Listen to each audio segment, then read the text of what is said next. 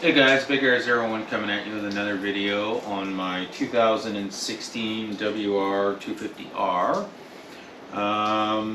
In this video we're going to talk about, I've owned this bike now for 6 years, so we'll do a quick review at the end of the video, and we'll talk about my favorite 5 best mods that I've done to this bike, and I have a surprise for you at the very end of the video, so sit back, relax, and enjoy the video.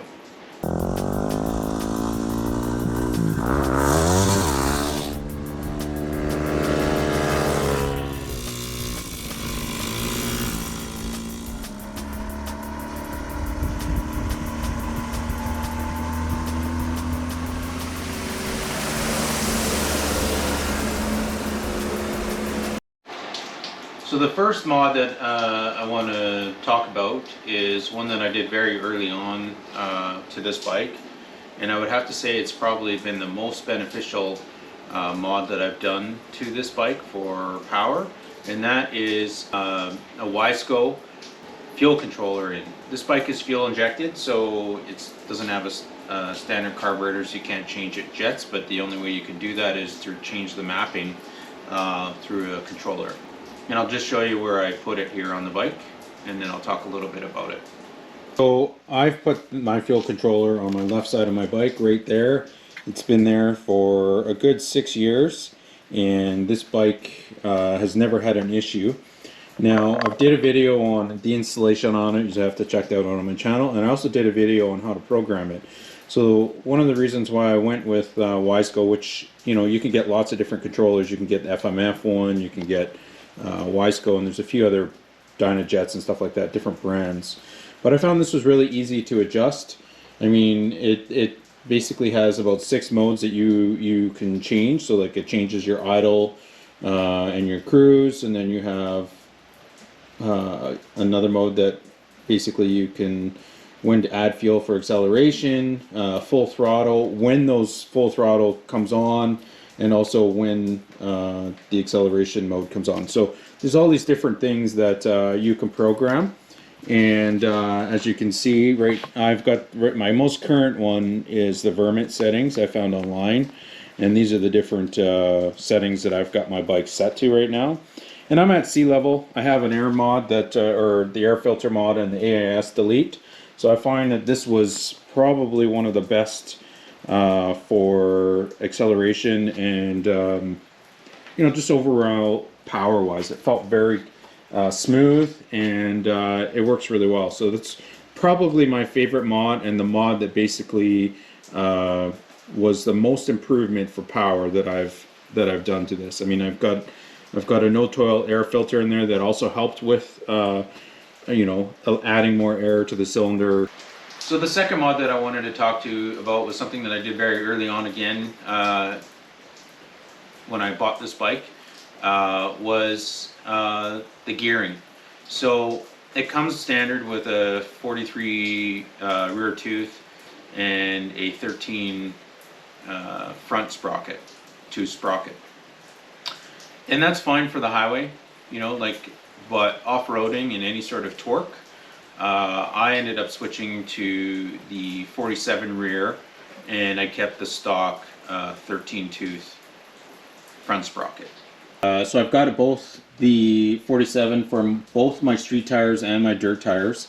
And then the reason why I kept the 13 tooth front sprocket was because there's a problem if you switch out the stock sprocket and you don't put this back together properly. This nut can back off if you haven't properly put this nut back on, and what will happen is it'll eventually just start stripping this spline. And it was a problem that I saw on a lot of videos, and it was the reason why I kept the stock one. Now, as you can see, that stock sprocket has gone through 15,000 kilometers. There's no real pointiness. There's no real cupping going on. As long as you properly adjust your chain, you know, all the time, then, you know, those things last a very long time. And that's one of the reasons why I kept that. Both the rear sprockets on my dirt tires and also my street tires. you know, they basically they look pretty good. I found the 43 tooth was just a bit too tall of a gearing for this bike, and it, you know, that's great for, you know, the highways and, you know, on in-town riding and fuel economy. But I found the 47 tooth rear sprocket was a very good upgrade and relatively cheap. The second or the third mod that I want to talk about is the lights on this bike. The stock halogen light was absolutely terrible. It was, in my opinion, kind of dangerous how much light it actually illuminated. When I switched to the LED, it made a huge difference on the, like, it's driving at night. And I do a lot of driving at night when I commute to and from work, and that's what I basically use this bike for mostly. And I also made sure that the whole bike was switched out to LED. So I have an LED light in here. It's just a cheap, you know, $50 light. Super, for the $50. It was, you know, it was well worth the safety aspect of it. I also have these marker lights. I took the stock lights off and I put these on, and they're just a fork light, and basically they are sequential, so they work really well. Those are LED, simple Amazon, and again, a cheap mod, right? So really cool mod that I did there. And obviously when you switch over to your LED lights, you have to have what's called a fixed rate flasher. So I bought mine from 12 O'Clock Labs. They weren't, you know, they if you go on their website, they've got a lot of really cool electronic stuff for the bike. And I also put in the running light adapters from 12 O'Clock Labs. And basically why you would need the fixed rate flasher is that as soon as you switch over to LED lights, this bike comes standard with halogens, so the lights will blink faster if you switch to LED. So on the back, I've got the DRC Edge. Again, this is an LED light. I've eliminated my blinkers here. You can get blinkers that I just wanted more streamlined, so if I hit any brushes, you know, this is all, you know, not going to damage my head. That's one of the first things that breaks on most bikes when you hit branches and you crash. So I took them off. This is an integrated taillight. It's from DRC. It's a DRC Edge 2, and it's got the 12 O'Clock Labs processor board in it. And what that does is it basically gives you the option to be able to program your taillight so that you can have like the blinking, which is a beautiful feature for when you're braking. And then you've also got the options to have sequential turn signals. So that was one of the reasons I thought it was really sleek, really easy to install, and that was, again, another thing that I wanted to get. I think it's a great mod to have on your bike. So the fourth mod I wanted to talk about is this right here. This seat that comes stock on this bike is a 2x4. And I tell you, it was really hard to sit on for long periods of time. You know, obviously off-road you do a lot more standing and stuff like that, but it was a great seat, I guess, for a stock seat, but there was better seats out there, and I did my research and I found a seat that really improved my comfortability when riding these. So this seat here is the stock seat that comes on the bike. I don't have the cover anymore. I actually used it on one of my kids' mods for when I upgraded his seat on one of his bikes that I was working on. You can see it's a little bit wider right here on both sides. For profile wise, I mean, they're pretty similar, but it is noticeably wider right there, right here. And this has got the gripper top on it with the carbon fiber sides. The seat's from Seat Concepts. Again, I did a video on it. I absolutely loved it. It suited the bike. It's comfortable. I can actually ride it for longer periods of time and not have a sore butt. So, and it's durable. I mean, it's been out in the sun a lot and it hasn't faded. It's got no damage whatsoever, and it's been a great seat. Highly recommend changing your seat over to the Seat Concept seat. So the fifth mod that I would highly recommend, if you can afford it. It's probably the most expensive mod that this bike has had, and that is having 2 sets of tires. So I've got an off-road set and I've got a street set that I use on this bike. And I use the street set for commuting to and from work, and I only use the off-road tires when I would do some off-roading. Now, I went tubeless in both sets of my tires. They've been really good. I would say to you that in my video where I did the tubeless system that I installed on my rear tires, they are very complicated and hard to put in, and they're very hard to take out. I recently took them out because I have some news I want to share with you at the end of this video. But I found with the tubeless system that it's not recommended for on-street use. And so it's fine off-road. They work great off-road. It's got basically a bead lock that locks that tire onto the rim, and it works awesome. But when you ride them on the street, the tires, they've got a good shake to them, right? They're not balanced properly like the stock tires that you would have, or the street tires. So for my dirt set, I've got some Michelin AC10s, and this is a size up from stock. This is the 120/90 over with an 18-inch wheel. These are a 90/10 tire, so they're 90% off-road and 10% on street. They're DOT. They're awesome, but one of the reasons they're expensive. So to replace this and use this all the time on the street is you're constantly changing tires. Is one of the reasons why I went with a street tire, right? So I have a street tire that I use when I commute to and from work, and if I go long periods of knowing I'm going to be riding it on the street, I have those. And I'll tell you right now, those are really fun to have on your bike. They make the ride much more enjoyable on the street when you're riding, and they're really fun in the corners and twisties.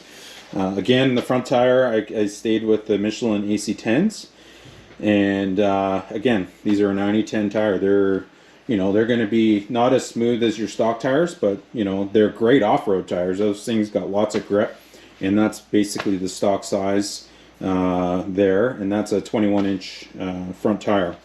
Where these are 17-inch wheels, both front and rear, and so they obviously are going to change your gearing a little bit.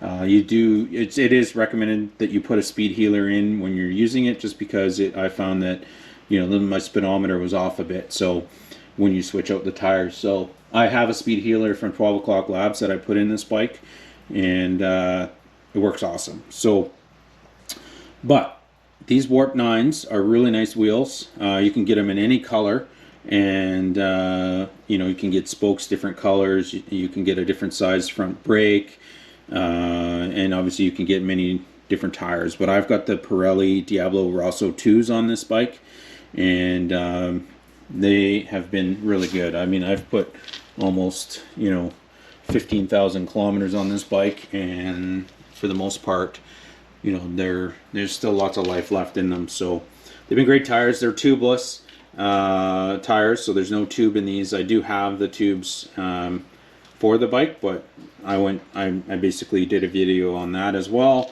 on making these tubeless, and these tubeless as well. So for a bonus, I would say that if you want the exhaust, I've got the Mega Bomb FMF header right there, and I've got the FMF Power Core 4. Now I would say that it's a great mod. I love it, and it's got the Accept Delete in there as well. And you'd have to get the emulator. I bought mine from 12 O'Clock Labs, and it's great for sound, but it doesn't really add all that much horsepower to the bike. I mean, this bike comes with approximately 30 horsepower stock. I don't think we're gaining all that much. I noticed the biggest increase, again, like I said, was the fuel controller and the air filter. When I did that combo and I put that in, that was a way more noticeable improvement to the power than the exhaust. The exhaust was great for the sound, and I'm sure it adds a little bit, but for the price of it, like $1,000 basically for that whole exhaust, I would have much rather had the fuel controller. So that's the top 5 mods, and I gave you a little bonus one. I mean, obviously there's lots of other mods that I could talk about. I could talk about my handlebars with the G2 throttle. That was another nice mod that I did to this bike. But there's lots of things that you can get online for this bike. That's one thing that I've enjoyed. Working on this bike was really easy. It was reliable. I mean, I bought the bike with 1,600 kilometers. It now has just over 16,000 kilometers on it. The only thing I've ever done to it is all the modifications and oil changes. This thing has been rock solid. This year I did have to replace the battery. You know, we're talking like 6-7 years old, right? It's time for that. And I replaced it with a lithium NOCO battery. And but that's it. You know, otherwise I haven't done a lot of maintenance to this bike other than every year I would make its oil changes, and you know, I think at 24,000 you have to do a valve adjustment on that. This bike is super reliable, and I would recommend this bike to anybody who's looking for a dual sport bike out there. And you know, this bike comes, one of the biggest reasons why, well, I'll list off the reasons why I bought this bike. It's got inverted forks, it's fuel injected, it's a 6-speed, it's the lightest bike in its class, or was in its class because they don't make this bike anymore. And those are the basic reasons why I bought this bike. And this bike has treated me really well, and it's been a lot of fun to work on. This bike has never left me stranded. I mean, it did leave me stranded once when I lost my key, which kind of sucked. My friends totally had a laugh on that one. And the steering was locked and everything. I had to leave it in the bush for overnight and go home because I was camping at the time, and to get the key, which kind of sucked. But otherwise, this bike has never left me stranded anywhere. It's decent on fuel. You get about 150 kilometers per tank. That's one thing that I would say if I was to upgrade. One of the things I want to do is upgrade the tank, so you have the bigger tank, so you have a 3-gallon tank instead of a 2-gallon tank. But for the most part, I bought this bike to be able to do both off-roading and street riding. And a lot of the stuff that I do with this bike is a lot of street riding because I just use it as a commuter to and from work. And you know, it's been great for that. It's super cheap to run, super cheap to insure, and you know, so it's been a beneficial thing. But I've only used it once a year, maybe twice a year sometimes, to ride it off road. So like these rear tires on this bike, the dirt tires, didn't see a lot of action. And you know, for the most part, my street tires were on the bike 24/7. So but getting to my surprise. So the surprise, it's something that's been coming on for a long time, and I've made a decision to sell my WR250R. I'm not selling it because I didn't like riding it, and I'm not selling it because it's not a good bike. This bike has been amazing, but the problem is I have a dual sport that I ride once or twice a year off-road. And you know, should I keep it? I could keep it, but I've decided to buy a new street bike. I bought myself a street bike, which I'll probably post another video in the future about it. So because I only ride it off-road once a year, it doesn't make sense for me to hang on to this bike anymore. And it might be better for me just to buy another dirt bike, you know, straight dirt bike, or you know, and just use it for that. The amount of times that I've used it, you know, I can count on one hand in the last 5 years where, you know, I've used it for both on-road and you know, riding it on the street and off-road. It doesn't justify me owning this, and I think it would be better suited for somebody who would use it more often off-road. I mean, that's what the bike is designed for. It's a great bike. So I decided that I was going to buy myself a newer street bike, and I'll reveal that in my next video. So you're going to have to stay tuned for that one. But for now, this thing is going to go for sale. So if you need anybody that you know, potentially would be interested in buying it, shoot me a text in the comments below, and if you're close, maybe we can make it happen. If we can't, we'll, you know, maybe the bike's gone by the time this video is posted. I'm not sure yet. But that's my surprise. I'm sorry that I know a lot of WR250R owners who watch my channel might be a little bit disappointed with that. But I mean, you never know. I may not get what I want for this bike and I end up keeping it and I just use it, you know, once or twice a year. It is an expensive bike though to be sitting around and use it once or twice a year. So that's kind of one of the reasons why I'm on the fence about wanting to sell this bike. So anyways guys, I hope everything I talked about was helpful for you, and if you want to see any of my videos, definitely check out my channel and all the mods I've done to this bike and I've showed you. I did myself. They're really easy to do, and I'm sure you could do it yourself if you just watch my videos, or you may already know how to do it. But regardless, definitely check out my channel for videos. If you like this video, drop a like and don't forget to subscribe. Thanks for watching.